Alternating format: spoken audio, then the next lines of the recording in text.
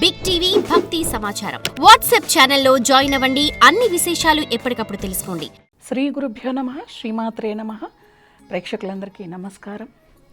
గురు బ్రహ్మ గురుర్విష్ణు గురుర్దేవో మహేశ్వరః గురు సాక్షాత్ పరం బ్రహ్మ తస్మై శ్రీ గురవే నమః. ఆపదామపహర్తారం దాతారం సర్వసంపదాం లోకాభిరామం శ్రీరామం భూయో భూయో నమామ్యహం. మనం భాగవత కథల్లో ఈరోజు 4వ రోజుకి చేరుకున్నాం. 4వ రోజుకి మనం ఈ రోజున వ్యాస భగవానుడు, వేదవ్యాసుడు, ఈయన అసలు నామం దేవవ్రతుడు. దేవవ్రతుడు నుంచి వేదాలని విభజించాడు కాబట్టి వేదవ్యాసుడు అనే పేరు వచ్చిందనమాట. ఈయన సత్యవతి పరాశర మహర్షి యొక్క పుత్రుడు. ఈయన జననం అనేది కూడా చాలా చాలా విచిత్రంగా జరిగి ఉంటుందన్నమాట. సత్యవతి ఒక మత్స్యకారుడి యొక్క కుమార్తె. ఈ మత్స్యకారుడు ఒకరోజు ఏదో పని మీద వెళుతూ కుమార్తెని తను ఈ పడవని అంటే ఈ నది ఈ ఒడ్డు నుంచి ఆ ఒడ్డుకు దాటించే పని ఒకటి ఉంటుందన్నమాట. ఎవరైనా మహర్షులు వస్తూ ఉంటారు, వాళ్ళ నదిని దాటించాలి అని కుమార్తెను అక్కడ కూర్చోబెట్టి ఎవరైనా వస్తే నదిని దాటించి ఈ లోపు నేను వస్తాను అని చెప్పాడు. అలా సత్యవతి కూర్చొనుంది. పరాశర మహర్షి వచ్చాడు. చాలా గొప్పవాడు పరాశర మహర్షి. నదిని ఒడ్డుకు అటువైపుకు దాటించమని అడిగితే అలాగే అని చెప్పి ఆవిడ కూర్చొని ఆ పడవని నడుపుతుంది. చిన్న నది ఏం కాదు, చాలా పెద్దగా ఉంటుంది. ఆవిడ చాలా చాలా అందంగా ఉంటుంది. ఆవిడ చూడటానికి వర్ణము నలుపు అయినా కూడా ఆ అంగ సౌష్ఠవం అనేది చాలా ఆకర్షణీయంగా ఉంటుందన్నమాట సత్యవతీదేవిది. పరాశర మహర్షి ఆమె నుంచి చూపును తప్పుకోలేకపోయాడు. ఆవిడ్ని అలాగే చూస్తూ ఉండిపోయాడు. ఆయనకు తెలియని కోరిక ఒకటి కలిగిందనమాట. ఆవిడ్ని చూస్తేనేమో అందంగా ఉంది, కాకపోతే మత్స్యకారుల కుటుంబం కదా, ఒకలాంటి దుర్గంధం ఆవిడ నుంచి, అంటే ఆ మత్స్యకారులు అంటే చేపల వాసన వస్తోందన్నమాట. కానీ పరాశర మహర్షికి అవేవి కూడా అంటే చెప్తూనే లేదా మనకి ఏ సమయంలో ఎలా అనిపిస్తుందో తెలియదు కదా. ఆవిడ్ని అడిగాడు, నాకు నీ మీద చాలా కోరికగా ఉంది, చాలా ప్రేమ కలుగుతోంది, నా కోరికను నెరవేర్చు అని అడిగితే ఆవిడ, నేను కన్యను, మీరు మహర్షులు, మేము మత్స్యకారులం, నా శరీరం నుంచి దుర్గంధం వెలువడుతూ ఉంది. అయితే మరి ఇప్పుడు మీరేమో మీ కోరికను నేను నెరవేరుస్తాను, తర్వాత నా తండ్రి వివాహం చేస్తాడు, నేను కన్యను కాను కదా, మరి ఎలా వచ్చే భర్తని నేను ఎలా స్వీకరించేది అంటే ఇక్కడ ధర్మం ఆవిడ చెబుతోంది.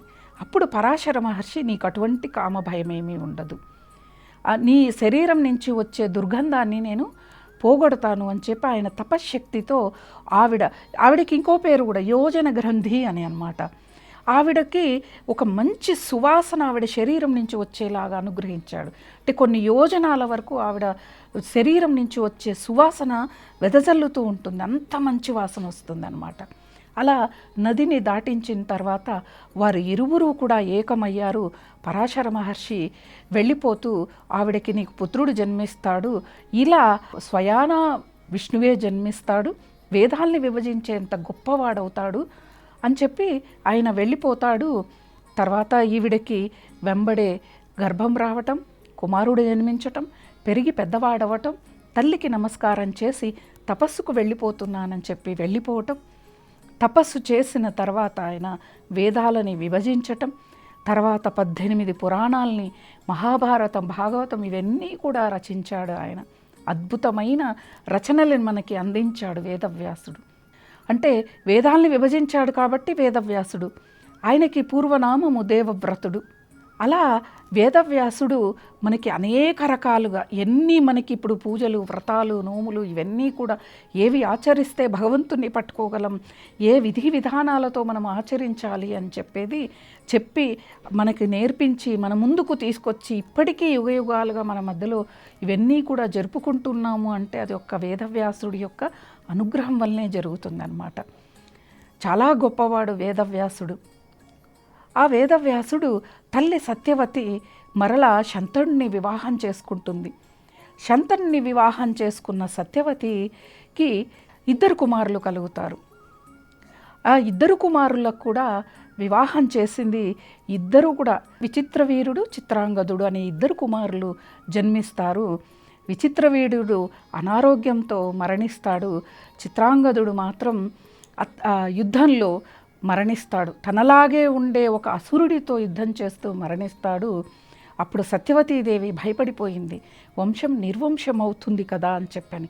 అప్పుడు భీష్మాచార్యుల వారు, అంటే గంగాదేవికి శంతనుడికి జన్మించిన భీష్మాచార్యులు ఉన్నారు కదా, ఆయనని వివాహం చేసుకోమంది సత్యవతీదేవి.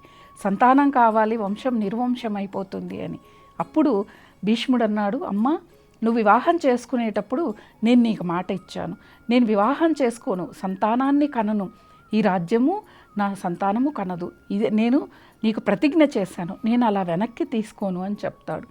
అప్పుడు సత్యవతీదేవి ఏం చెయ్యాలి అని ఒక్కసారి, అంటే వేదవ్యాసుడు తపస్సు చేసుకోవడానికి వెళ్తూ వెళ్తూ తల్లికి ఏం చెప్పాడు అంటే, నువ్వు ఎప్పుడు స్మరించినా నీ ముందు నేను ఉంటాను తల్లి అని చెప్పి వెళ్ళిపోతాడు.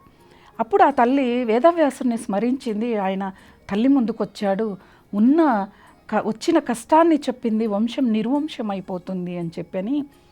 అప్పుడు వేదవ్యాసుని కోరింది, నీ ద్వారా ఈ వంశం ఉద్ధరింపబడాలి అని. అప్పుడు ఆయన ద్వారానే అంబికకి సంతానం, పాండవులు అలాగే కౌరవులు. అయితే మరి ఇంకొకసారి అంబాలిక దగ్గరికి వేదవ్యాసుని, అంటే ఆవిడకి వీళ్ళకి 100 మంది పుత్రులు, ఈవిడకేమో 5 మంది పుత్రులు, తక్కువ కదా అని చెప్పి వేదవ్యాసుని పంపపోతే అంబాలిక ఏం చేసిందంటే, ఇంకా ఆవిడకి ఇష్టం లేక వాళ్ళ దగ్గర ఉన్న దాసీని పంపించింది ఆవిడ స్థానంలో. అప్పుడు ఆ వేదవ్యాసుడికి దాసీకి జన్మించిన వాడే విదురుడు. ఆ విదురుడి యొక్క కథ మనం ఇంకొక ధారావాహికంలో తెలుసుకుందాము.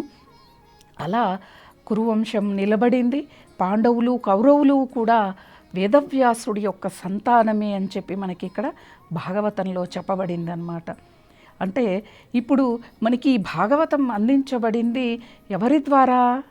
నారదుడి ద్వారానే.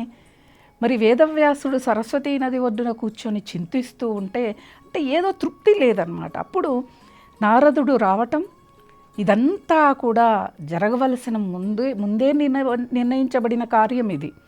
ఏదో అప్పటికప్పుడు జరిగింది కాదు. వేదవ్యాసుడు మదిలో అలా తలంపులు తీసుకొచ్చాడు భగవానుడు. నారదుడిని పంపించాడు. నారదుడి ద్వారా భాగవతం వేదవ్యాసుడికి అందించబడింది. ఆ తర్వాత మనందరికీ కూడా ఇప్పుడు ఈ భాగవతం అనేది ఇలా మనమందరము చెప్పుకునే స్థాయికి, మనమందరం విని మన పాపాన్ని మన కర్మని తొలగించుకొని ఈ బాహ్య ప్రపంచం పట్ల, ఈ భౌతిక శరీరం పట్ల వ్యామోహాన్ని తగ్గించుకొని భగవంతుడు అనేవాడు ఉన్నాడు, వాడిని పట్టుకోండి అని చెప్పటానికే మన ముందుకు ఈరోజు వేదవ్యాసుడే ఈ యొక్క మహత్ గ్రంథాన్ని మనకి అందించారు. పురాణాలన్నిటి సారాంశం కూడా మనకి భాగవతంలో ఉంటుంది. అంటే ఒక భాగవతం మనము చదివితే పురాణాలన్నీ చదివిన యొక్క పుణ్య ఫలితం మనకి లభిస్తుంది. మనకి భగవంతుని ఎలా పట్టుకోవాలో తెలుస్తుంది. ముక్తి మోక్షం ఈ దారి అనేది ఎలా వెళ్ళాలి అనేది కూడా తెలుస్తుంది అన్నమాట. అదే ఈ యొక్క భాగవత యొక్క సారాంశము.